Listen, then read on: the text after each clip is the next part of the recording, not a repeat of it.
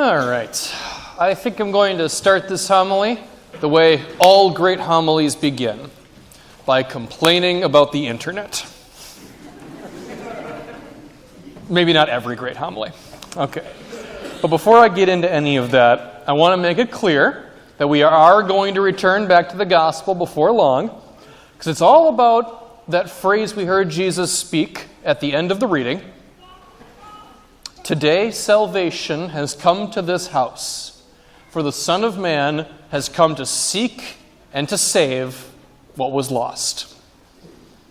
So Jesus is talking about something we might describe as earthly salvation. You know, the sort of salvation we can achieve here and now on earth like Zacchaeus did. Okay. So as the story goes, recently, maybe 2 weeks ago or so, I was on the internet, minding my own business, when I saw a link to an article just couldn't resist clicking on. Should have known better, but here we are. The article title was Top 10 90s Movies That Have Not Aged Well. Like I said, I should have known better. Sort of article, it's just going to make me mad. But curiosity and the cat and all that, clicked on it.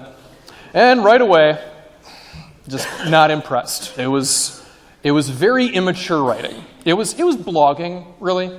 It was blogging disguised as legitimate journalism. And that's what bugs me so much about those sorts of articles.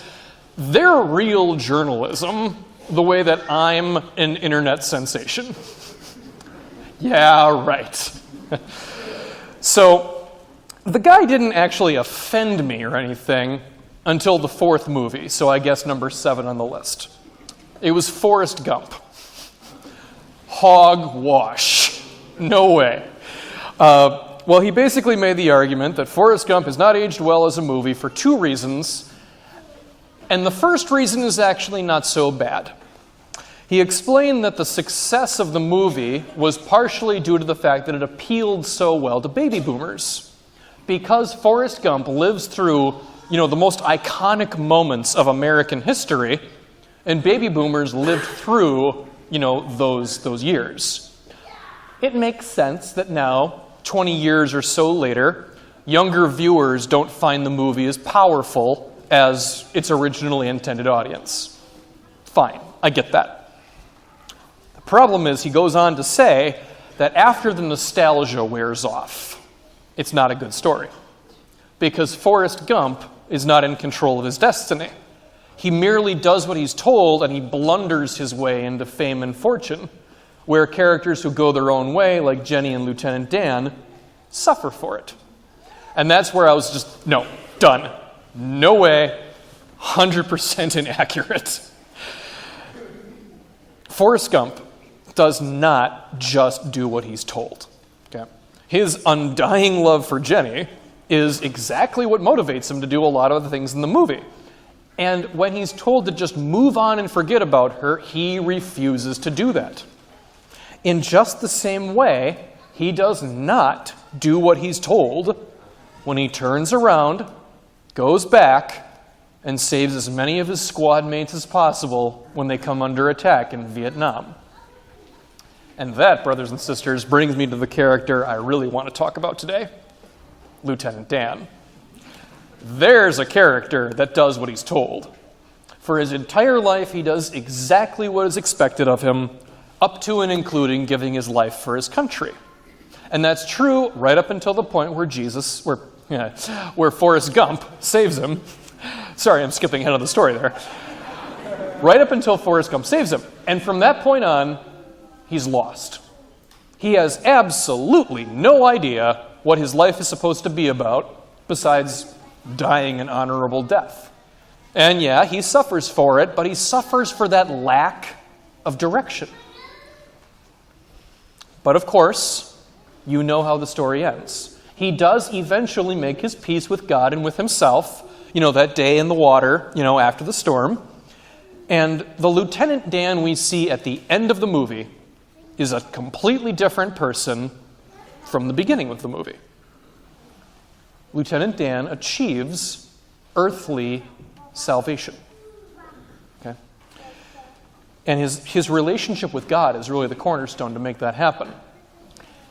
Is that so different from Zacchaeus and Jesus? Zacchaeus is a tax collector. So like Lieutenant Dan, he inherited his profession from his family, because that's how you become a tax collector. You get born into it. And being a tax collector was a terrifying profession to have, because if you ever slip up, the local governor can and will take everything from you. So one big mistake, and your life is over. Kind of like fighting in a war. And like Lieutenant Dan, Zacchaeus saw something divine. For Lieutenant Dan, it was that day in the water after the storm. For Zacchaeus, it was personally meeting Jesus. And once that happened, peace and joy flooded into his spirit. He gave away a ton of his money.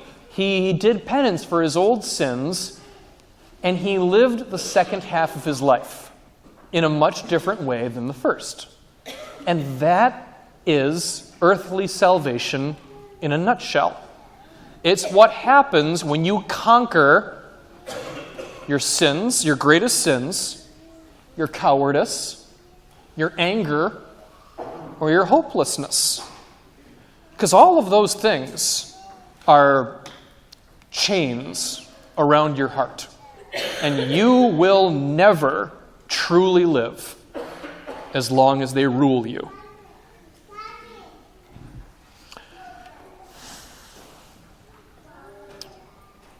Zacchaeus and Lieutenant Dan achieved that earthly salvation by shedding all those things. Now, of course, earthly salvation is only part of it. You know, I think you all know that, but it's worth saying out loud anyway. What Jesus was talking about, this earthly salvation that we can achieve here and now on earth, that is merely a foreshadowing of the eternal salvation which is ours by right. Zacchaeus' journey to salvation didn't just end because he happened to climb a tree and met Jesus. It is way more accurate to say that his journey to eternal salvation began in earnest on that day where salvation came to his house. So, you should all continue to work toward your eternal salvation through the three things that matter, the three things that last: faith, hope, and love. Absolutely, no question. But in the meantime, I also want you to fight for your earthly salvation. That sense of peace that you get when you conquer your sins, your addictions, your cowardice, your anger, or your hopelessness.